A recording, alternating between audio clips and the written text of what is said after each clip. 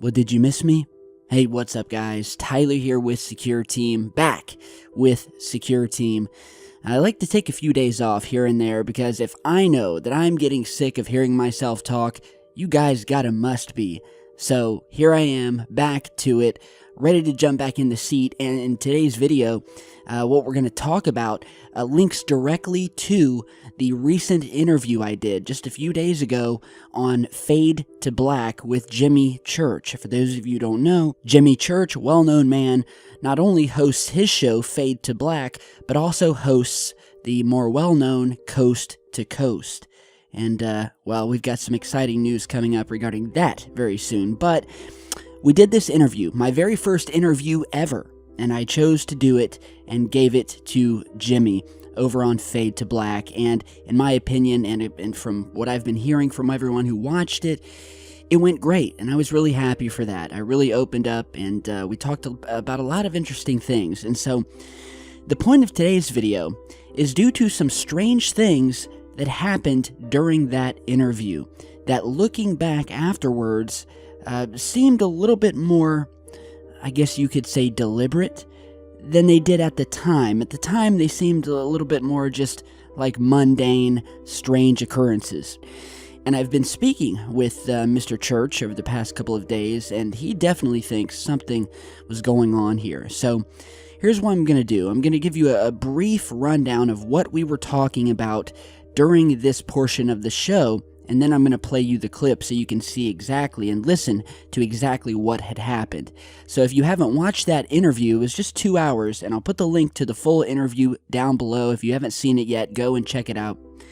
But there was a certain point in the video where Church wanted to run down a list of 10 of my favorite UFO or alien-related videos. 10 videos that I've posted on the channel and that were my favorite. About this sighting or that incident, what would I pick? And it had to be videos based on something that I felt would truly change a skeptic or a newcomer to this topic into a die-hard believer.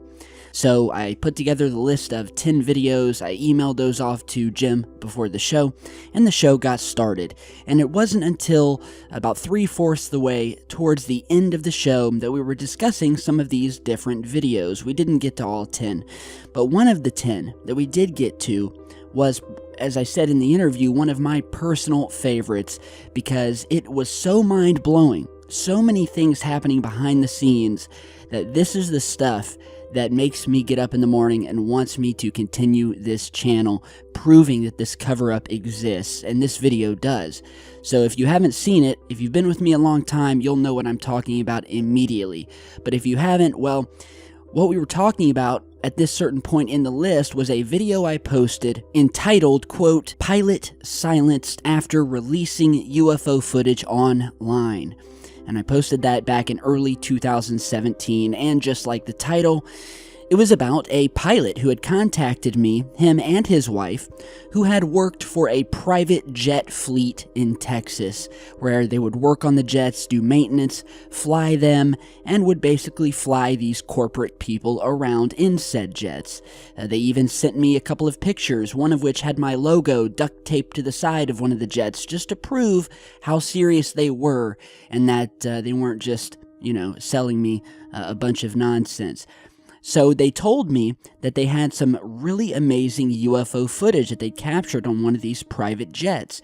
They sent the footage to me, and sure enough, what I got was a very strange piece of UFO footage of what could only be described as a glowing, diamond-shaped UFO or craft that had been trailing along with them miles in the distance, where we get a view of the actual cockpit while they were flying the plane. His wife appears to be a stewardess on the plane, and they pan out the window and give us this beautiful shot of what I described as the something that looked very similar to the Cash Landrum UFO incident, where in that case, another big, bright, glowing, crystally looking diamond came down and literally melted the steel off the bumpers of the cars. So look into the Cash Landrum incident when you have time. But they give us this beautiful shot, diamond UFO out there in the distance, Amazing footage, and they had much more like it. I just hadn't gotten to it yet. This was one of the first pieces they sent. So he sent me that piece of footage, as well as another piece of footage from the moon, which you're going to hear about in this interview. And long story short, like I said, you're about to hear more about this.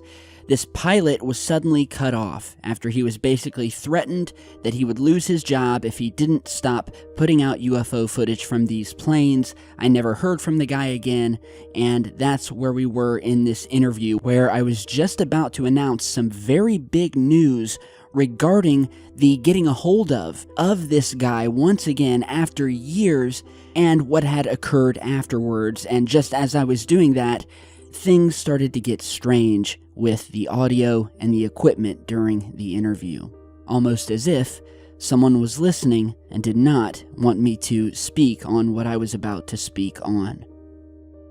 Diamond-shaped craft had Black Hawk helicopters following it, so I immediately thought about that sighting, and in that video we have this blue glowing diamond, and I thought, wow, this is amazing, and they recorded it for a good few minutes. Yeah, it's pretty nutty. Zooming out. Right. So then he sends me another clip, one of my other favorites. I mean, this guy, if I could just lock him down, and if he will just stop disappearing on me, this guy could run my channel single-handedly just with the footage he sends me, because it's that good. Because the very next piece of footage he sent in was from something he had captured through his telescope on our moon. So it says, Tyler, I zoomed up close on the moon with my telescope. Take a look what I caught slowly moving across the surface.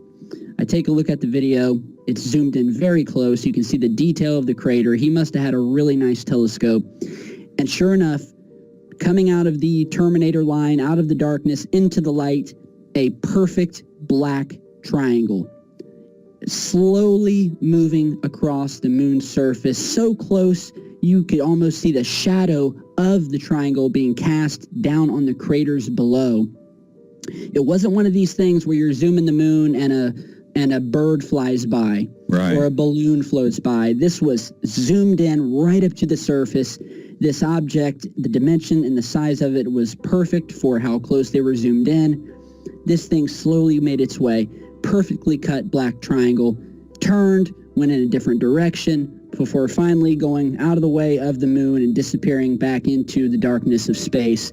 Mind blown once again. Yeah, that's a pretty trippy video. Guy. Yeah, that's a pretty trippy video. It looks like it comes out of the crater. Am I imagining that? No, right? It could very well be. He pauses it a few times and enhances it, and just to show you exactly. And this damn thing looks like a TR-3B flying over the moon. And the point of the triangle is the direction that it's going in. Yeah, that's a pretty amazing piece of footage right there. Right. So he sends me that in the plane, and he had emailed me. He had sent me an email with a list of other videos he wanted me to check out. And I think I had already posted, or I had just posted the video showing the airplane footage, and I showed the picture of the where they had stuck my picture on the plane, so now their faces are kind of out there.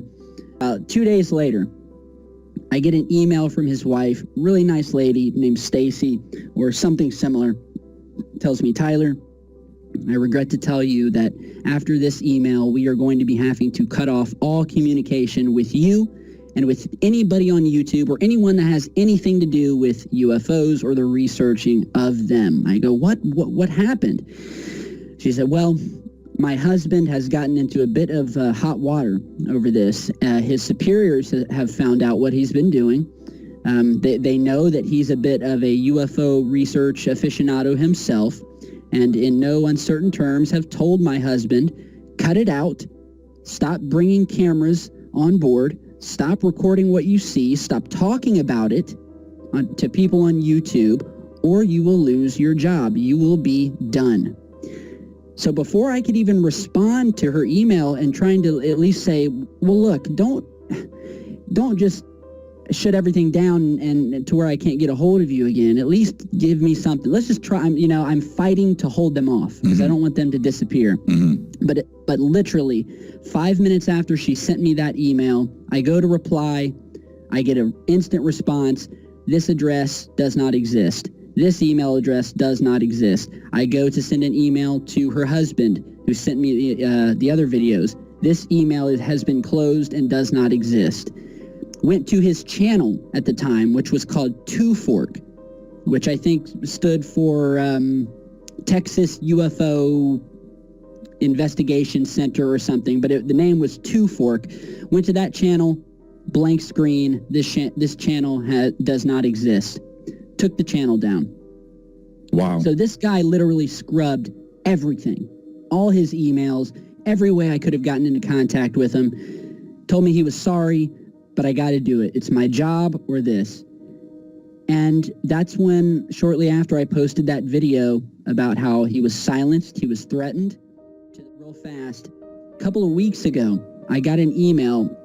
Because my email is so full with thousands each week, if you send me an email now, it'll automatically get backlogged between probably 10 pages of emails. So I had just happened to type in Two Fork because I wanted to search and see if this guy had maybe emailed me and I missed it. Sure enough, a single email popped up saying, "Tyler, it's me, and I'm back.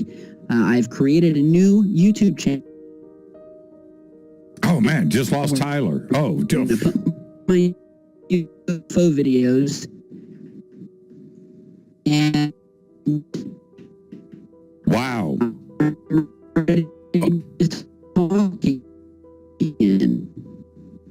Okay, we got some crazy interference right now, Tyler. Still there? That is pretty trippy. Okay, I've lost you. Stay right there. Stay right there. Very strange interference coming in with Tyler. Wow. Let's take a quick break and I'll see what's going on. This is Fade to Black. You've got to expect this kind of thing to happen. So it was at this point that for some reason, we have no idea to this day, that just at the point where I was about to announce that I had reestablished contact with this pilot, this owner of this Texas fleet, both of our Skypes just went haywire. And as was said in the interview, I have the highest amount of bandwidth you could possibly pay for. I know Jimmy's got the same. Could this have been just some random little glitch? Well, if it was a hell of a time in this interview for such a glitch to suddenly manifest right as I was about to reveal something about this pilot's return. And well, later in the interview, we did reestablish contact, and I was thankfully able to finish what I was going to say as it pertains to the pilot with the footage that I had not heard for in at least 2 years. And so, if you haven't listened to that interview yet, and you want to hear the ending to that story about what happened with me getting back into contact with the pilot, then you can head over and watch the interview. You don't have to watch the whole 2 hours if you don't want. Just fast forward to about 2 hours and 35 minutes exactly, which is right where he comes back to break after our Skype interview was unceremoniously interrupted for no reason. And last but not least, which I also didn't mention, but you'll hear at the beginning of the video, was the fact that about 30 seconds before I was due live to go live on the air with Jimmy for this interview, my computer system, my entire computer system, went mysteriously dead. And when I say without reason, I mean without reason. It was done, and I had to scramble to get it all back online just in time for the interview to start, which is why at the beginning I kind of go into detail about why I'm sort of out of breath as the interview starts. So it almost felt to me as if someone was trying to silence me from doing this interview from the get-go, and it was all extremely strange. But we did it. I'm thankful we did. Thankful to you guys if you've watched it. Hope you liked it, but tell me what you think. I think forces out there are watching us. I talk more about this in the interview. It doesn't matter if you're a YouTuber or Dr. Stephen Greer or one of the biggest UFO researchers in the world. If you have an audience and you are getting information out, they are going to try and stop that any way possible. So keep that in mind as you keep coming back to the channel. Thank you guys again. You have a great rest of your night. Big thanks to Jimmy for that interview. Stay tuned, subscribe, and I'll see you all back in just a bit.